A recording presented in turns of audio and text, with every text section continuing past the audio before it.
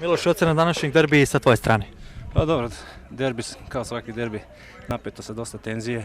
Kiksnuli smo kod gola, napravili smo tu malu grešku, nastavili smo dalje, nije nas to omelo, nastavili smo dalje. Borili smo se i na kraju izborili sa data 3 gola i pobjedu. Što dalje očekuju u nastavku, sljedeće kolo? U nastavku idemo u Rudovce, izuzetno teško gostovanje, idemo na pobjedu, kao i uvek, vidjet ćemo. Da li ćeš ti pružiti bolju partiju u nastavku? Naravno. Uvek težimo ka bolje. Mi ćemo poželiti puno sreće tebi i tvojim saigračima i da gurate samo naprijed. Hvala puno. Hvala. Prijetno. Odlično. Ide.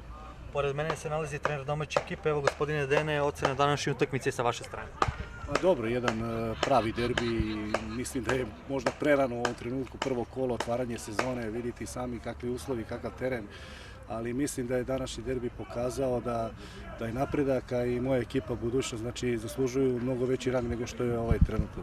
Mislim da je publika danas uživala, da je imala šta da vidi, bilo je 4 gola, mi smo, što se kaže, ušli malo lošije utakmicu, primili taj gol, on nas je malo probudio, posle smo se konsolidovali, dali taj gol i drugo polovreme krenuli na sve i ništa i mislim sasvim zasluženo pobedili. Iskoristio bih priliku da čestitam i ekipi napretka na fer i korektnoj igri i da im poželim puno sreće u nastavku prvenstva. A mojim igračima, znači, posebna počast jer oni su danas pokazali stvarno da sam ja ponosan na njih i da sve ono što smo pričali, sve ono što smo radili, oni su danas to pokazali i još jednom ih čestitam, znači i putem televizije što se kaže.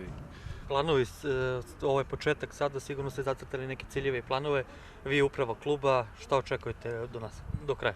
Dobro, mi ćemo pojuriti to prvo mesto. Mislim, sad smo došli do tog prvog mesta, nadam se da ćemo tu ostati do kraja prvenstva, ali očekuju nas još 12 podjednako teških utakmica, tako da idemo jednu po jednu, pa vidjet ćemo dokle doguramo. Ali ciljevi su nam najviši, pa tako da...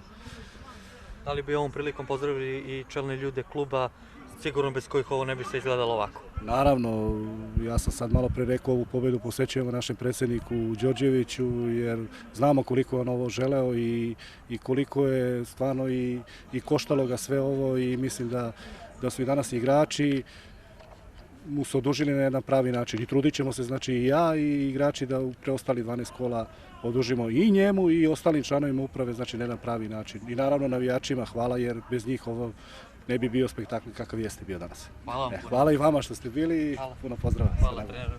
Hvala.